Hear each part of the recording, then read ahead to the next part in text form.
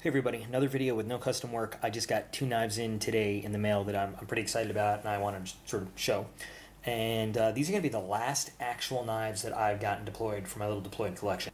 After this point, there's just not a good guarantee that if we were to order something, it would get here in time. So I'm pretty happy that the ones I got today are the last two I'm getting. It's a really good way to end off my little run of building my collection out here. So starting with my Spyderco Delica, which you've all seen before. I love this knife. Ever since the day I got it, it's one of my favorites. Like I said, I EDC this thing all the time, whether I'm in uniform, out of uniform. It's light. It's just feels really good. It's got great steel on the blade. This is, can be considered a tactical knife, an EDC knife. It's the best of both worlds. It's just a fantastic knife. I love it. I wasn't really sure if I wanted to get anything smaller than this, though. This is, as knives go to me, this is a pretty small one. But I saw one online, and as soon as I saw it, I said, you know what, I gotta try that one. I need to, I have to. And of course, the collector in me couldn't just get a regular old basic model. I had to get one that was a little bit different. So, this is the Spyderco Dragonfly in the ZDP 189 blade, and this comes in kind of a special color, I guess. FRN handles with screws, not rivets, yay. And this is the Dragonfly in British Racing Green. Which I actually love. I love it to death. I wish I didn't have so much of my other stuff packed up because I'd take out the green G10 handled Tenacious to compare it to and the foliage green Endura. But oh well. Still getting used to the feel of this. This is the smallest knife I've ever owned probably. But that blade is just gorgeous. I absolutely love it. I love that big swedge on top. I love the shape. I love the jimping on the top and the bottom. This is phenomenal. I love this knife. I haven't even gotten a chance to try to cut anything with it yet. I've just been holding it and looking at it. I was at work. I had a lot of other things to do. So, as for the specs, ZDP 189 steel, and I have no experience with that, but from everything I've read, it's just a great steel. I know it makes it significantly more expensive than the regular VG10 steel on the standard Dragonfly, so hopefully it's worth it somehow. But another one, Spyderco ZDP 189, another knife made in Japan. So there you go, at least it's not China. The blade length on this is 2 1/4 inches, so kind of a small blade, but the overall length is 5 9/16, and it's a flat ground blade, so really good slicing edge, no serrations.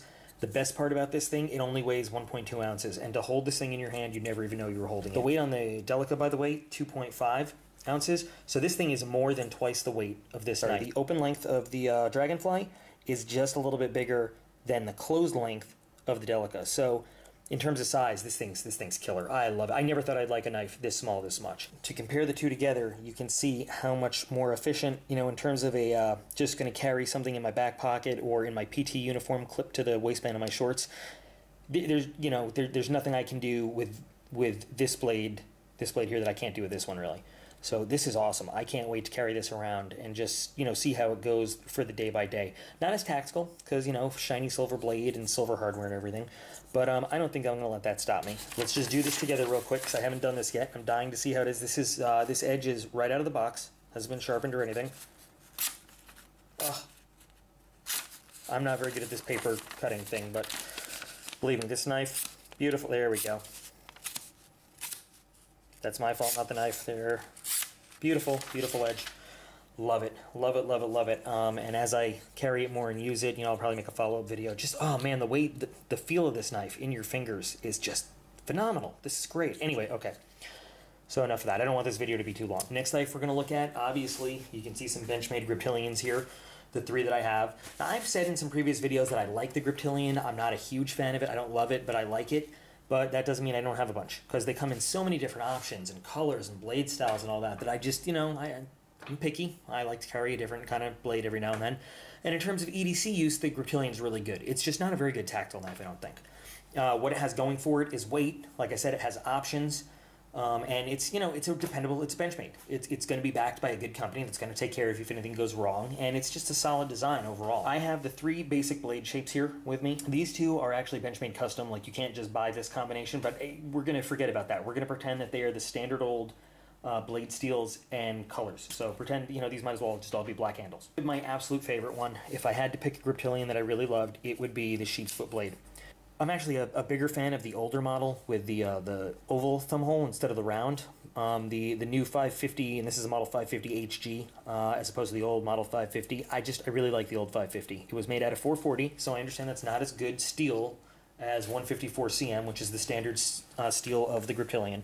But I liked it. I usually carry an OD green-handled, black-bladed sheep's foot that I picked up in the BX one day. I don't have it here, or I brought it and lost it. I'm pretty sure I just forgot to bring it. And this one, like I said, this is all engraved. This is my, you know, I love me knife for the deployment and all that stuff, so ignore all that.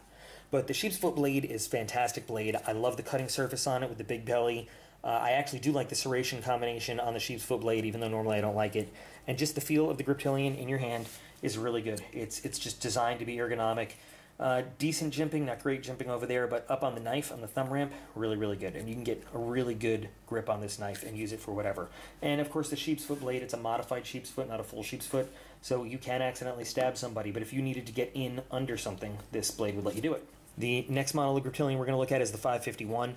The 551 is the standard drop point model. I'm not a big fan of the drop point shape on the Griptilian. I just, something about it, it turns me off, I don't know. I have this one because, like I said, this one also is not the standard 154 cm, but this is the Benchmade Griptilian H2O, so I guess this is the Benchmade equivalent of the Spyderco Salt series. So this is a very corrosion-resistant blade. It's, what is that, X15TN steel, which is supposed to be some special French stuff, I don't know. But again, the feel of it is good. I'm not a huge fan of this blade. And this one has seen a moderate use, not a whole lot of use, but still, decent knife.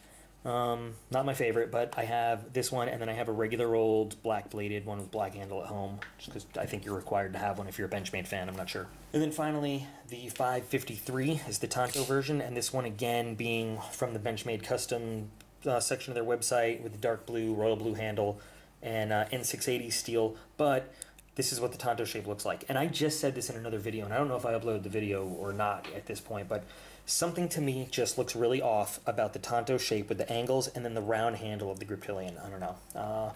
I thought I really wanted it in this style for, you know, specific purposes. Once upon a time, I got the N680 steel because I wanted it to have a higher degree of corrosion resistance for where I was going to carry it. But I don't know. Really, I'm just more of anything a fan of the color combination of the royal blue and the satin finish over there than anything else. But that's what it looks like as an example. The one I got today, I've wanted for a while, and it was out of stock, and you know, finally came back in, and it's the Benchmade model 552, which is kind of hard to find. You'll notice a silver box. I haven't seen a silver box before. I've seen black, I've seen red, I've seen gold, and I've seen blue. No foam padding, like a regular Benchmade, but it does come in a nice little baggie. This 552 I got from knifeworks.com is the Doug Ritter Signature Series Griptilian.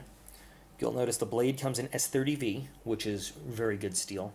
It comes in black or orange handles, and the mini version has a subdued black blade, but the full-size versions all have the stonewash, and it's a beautiful finish. This one's brand new, so I haven't done anything with it. I haven't loosened it or anything, but number one, just, oh, look at the finish on that blade. Beautiful stonewash finish. The shape of the blade, compared to the original drop point, I mean, if you just look at how much more cutting surface you have there and how much bigger that blade is, I love it. I love it to death. And what I think is cool, for some odd reason, most Benchmade signature knives, the designer's name is on the back. This one doesn't have the designer's name on it. Now I look like an idiot. The designer's name is on the back, Mel Pardue, and the Benchmade symbol is on the front. Well, on this one it's reversed. Doug Ritter. He's if you don't know who Doug Ritter is, he's kind of a survival wilderness expert. He's a really smart guy, has a lot of good products. You should check him out sometime. And then on the reverse, we have the Benchmade 552. The shape of this blade is great. The balance is awesome. It fits perfectly with the Griptilian handle. This one, like I said, being brand new, is not loosened up or anything, but just the positioning of the thumb studs, super to get that thing open real fast. I could not be happier with this knife. It was totally worth the wait and every cent I paid. Okay, so if you're wondering how the specs all stack up against each other, this is the funny part. Regardless of the style or the shape or anything, every single Griptilian has the same length on the blade. They're all 3.45 inches long, except for the Ritter, which is 3.44, just a hair's smaller than the other ones. As for weight, they're all roughly in the same ballpark, but the heaviest one out here is going to be the 552 Ritter, and it's probably due to this giant slab of S30V up there, and that one weighs in at 3.82 ounces. The lightest one you're going to find is going to be the 553 Tonto at 3.25. The sheep's foot is 3.76 ounces, and then the 551 base model is also 3.82, so these weigh about the same thing, although this does feel heavier in your hand. Maybe it's psychological, I'm not sure. For the overall length, they're all about 8.06 inches long, all of them, so, you know, they preserve that. So in terms of, you know, which is going to fit in your pocket better, which is going to feel better, or, you know, weight considerations like that. You know, one Griptilian is the same as all the others. They all weigh the same length, all that kind of stuff. This one is just a hair lighter than the rest, if that's what you're looking for. This is another one. I haven't used it yet, but it feels razor sharp out of the box. Let's give it a shot. Yeah, it's, oh, I love this knife. So I'm really excited to get my hands on it. And normally if I get a knife that I just intend to be part of my little collection, it sits on a shelf, it doesn't get used, but this one is absolutely going to get used. This one's going out into the field with me as much as possible. Not a big fan of the black FRN handle, or wow, FRN, here I am in my Spyderco mind. The Normal GTX, I forgot, it's probably the same thing, it's just they call it something different, but not a fan of the plastic handle. If I was ever tempted to put a custom handle on a Griptilian, this might be one of the first ones I attempt, or, you know, probably actually no, I would send this off to a professional. I'd have somebody that is much more versed and has much more experience than me do that, because this definitely deserves a better handle and a better setting than this. Those are my two knives. I just felt like making another video because I'm not going to be able to make a whole lot more custom knife videos till I get home, and I will start making them again when I get home. So I'm going to keep this up, because as long as people are watching, and holy crap, people are subscribing, who would have thought that ever happened? But as long as there's just one guy watching, enjoying the process and seeing what I make, I'm going to put it up there. And as long as there's one person willing to throw some advice my way, I'm going to keep putting them up there. Thanks, guys, for watching, and I'll talk to you later. We'll raise up our glasses against evil forces, singing whiskey for my men, beer for my